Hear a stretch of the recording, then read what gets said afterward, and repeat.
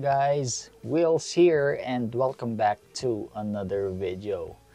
Ngayon guys, magre-review tayo ng bagong helmet.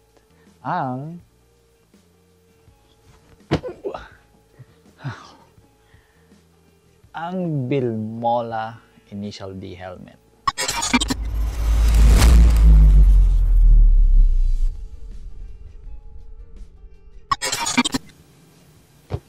Yan, makikita natin sa box na ito. Bilmola logo and Initial D na logo. And makikita naman natin dito si Takumi. And ang model nitong ating Bilmola helmet ay Rapid RSLT. So, buksan na natin.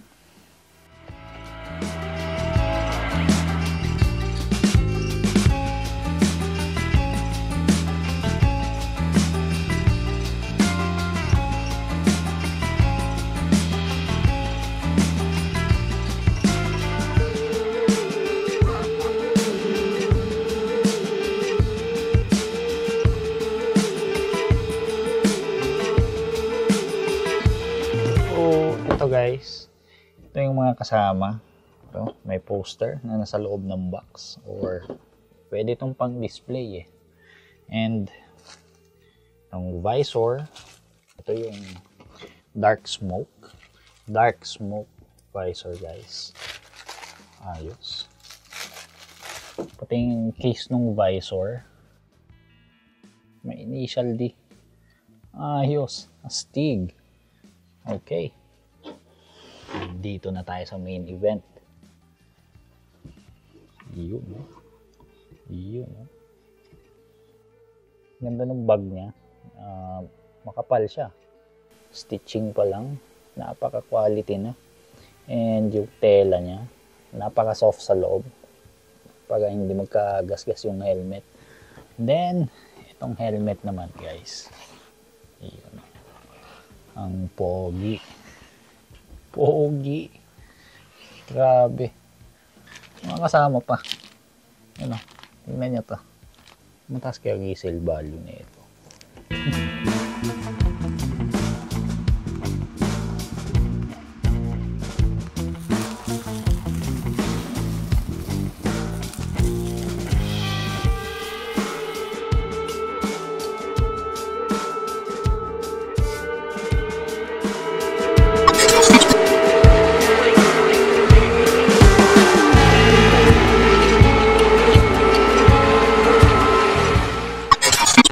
So ito guys, dalawang kanyang air vents dito sa taas. Ayan. Meron din naman dito sa baba. Kanyang lining naman guys ay yan, napakalambot and may emergency pull. Ito ang pinaka the best na locking mechanism. Double D-ring. So unfortunately, single visor lang siya. Hoping sana dual visor, no? Ganda sana. May lock siya dito. Yan.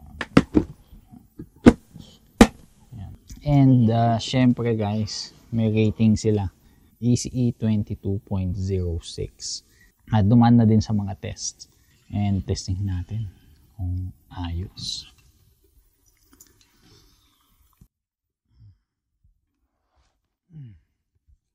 Alright, comfy naman siya and since bago talagang masikip sa akin tong large. Yan, susubukan natin sa ride to para matesting natin yung kanyang wind noise and hoping na hindi maingay itong helmet na to. Yan, dahil pag long ride kasi at maingay ang yung helmet, nakakapagod din. Gawin natin tong black na visor smoke. Mas pogi siguro pag ito nakalagay. Ayan. Alright. Pogi guys pag black ng visor. Porma. Mukha ng sasakyan ni Takumi. Ayan. Yung eyeglass testing natin. Maganda yung space niya para sa eyeglass. So, okay naman siya sa eyeglass. And itong visor. Hindi naman siya gaano kadilim. Kitang-kita ko pa naman, very clear pa ang mga paligid. Alright. So, testing na lang natin sa ride to. So, lalagyan na natin ng camera mount guys.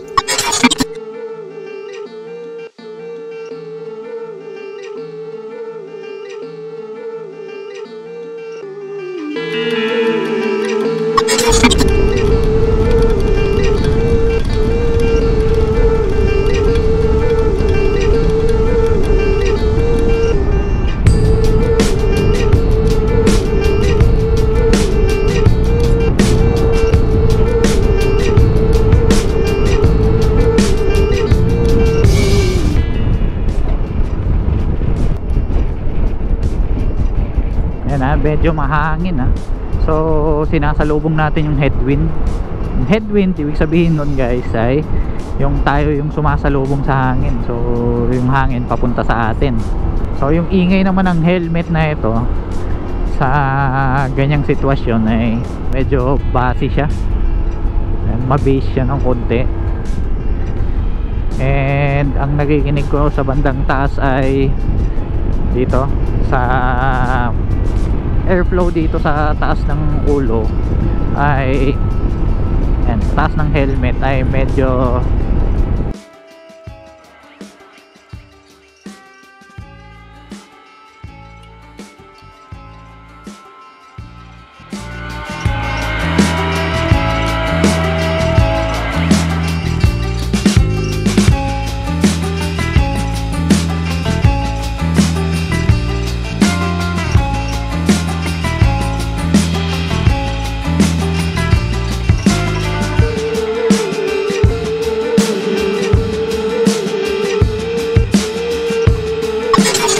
tinesting na natin yung ating Filmola.